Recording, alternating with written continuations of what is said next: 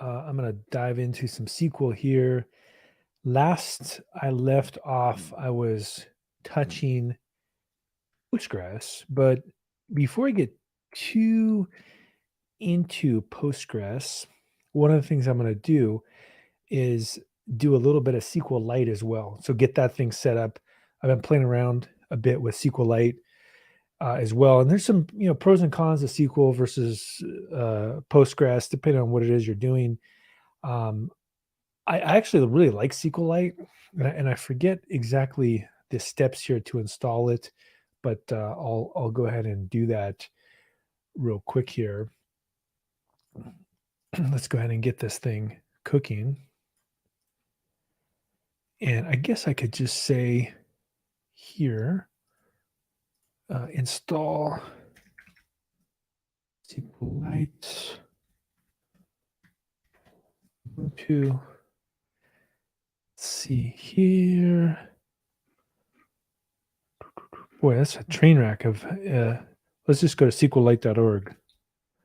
SQLite.org. There we go, SQLite. We want to go to the official documentation. Now, I did Postgres here, but I'm going to just get some SQLite now. SQLite. So what's cool about SQLite is that you don't need anything running to use it, which is pretty awesome for doing prototyping. Like it really is a nice tool for doing prototypes. So especially for Python as well. And in fact, I have some stuff. I'm just going to crib it off of my own work. I was just playing with some SQLite. Let's get in there and dive into it. And let's go to, I think it was called Content Tools. Yeah, this is it. Here we go, SQLite. So what did I do in this project? I believe that in my dev container, I probably did some, there we go. I installed SQLite. So let's copy this. Let's get our repo here hooked up in a similar way. We have a Docker file. So yeah, I'll need to just essentially just I believe just copy this stuff and dev container Python. See, I'll have to slightly tweak this. I don't want to blow it out. Let's try that here. So we do want to do apt-get update. No recommends, and we don't need Python 3.8 because I've already installed it. And because I'm using the Python container. That looks good. And what else do I care about in this other repo? Let's see, did I do some dev container stuff here? Let's see here. Woo, PyLint, GitHub. I think this is good enough.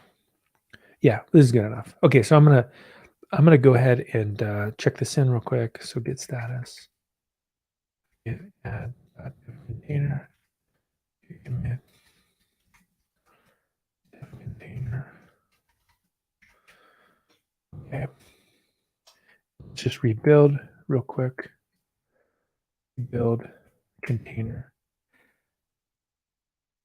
So the idea here is that this is now going to reinstall, not reinstall. It's going to install for the first time the SQLite library so that I can use SQLite. And what I can do is reference this other, while this is building, I can show some of the stuff that I was playing around with a while back.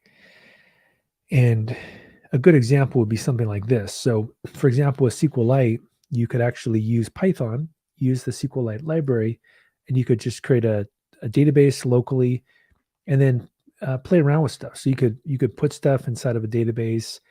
Here we go. So create the table if it doesn't exist, do some kind of text-based extraction, and then all control it as an ETL type operation from a Python script. And I think this is what's kind of fun is that you can get the best of both worlds. You can do stuff with SQL, but you also can use Python and you don't have to worry about connecting and all these other things. So it's a great way to just really rapidly prototype out different ideas.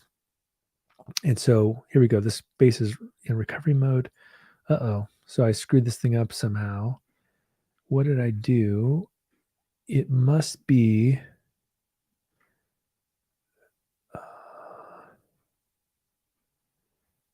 service app failed to build. Well, I need to look back at this Docker file. Did I screw something up here?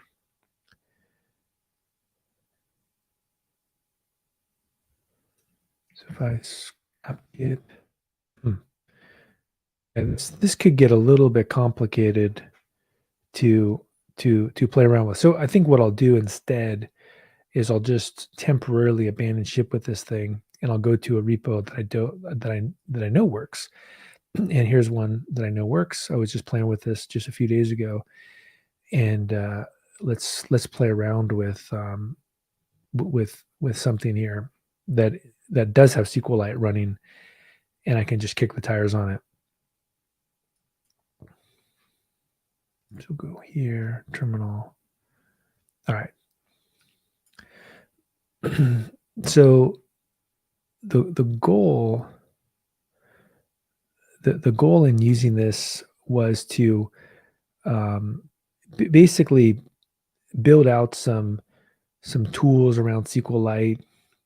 Grab some text, do some simple things with it. And what's cool about this is that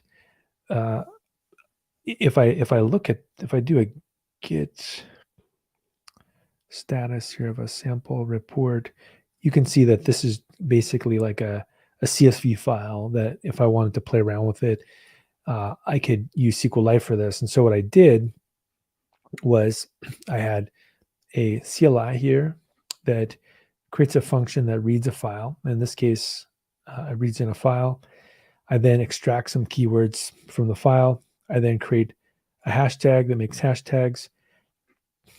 And then this is basically my hashtag creator. And then inside of ETL here, one of the things I do is I extract keywords from a text file and load them into a database. And so this makes like a keyword database.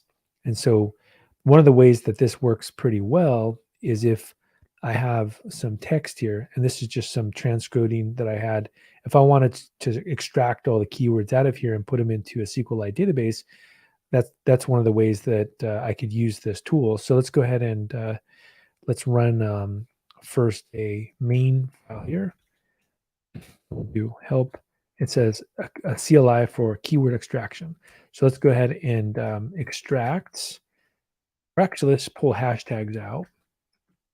Hashtags, and let's do help. There we go. And extract keywords from a file, make hashtags. And so if we want to, I can say, let's look at the main here real quick, that for hashtags, the default is going to use this text file. So I don't have to do anything. I'm just going to run it. Hashtags. There we go. So it went through and it created these kind of cool hashtags, right? So it basically mines this text file for goodies. Now, the next thing that I'm going to do, now that I've got this hashtags thing, is could I do some kind of ETL operation?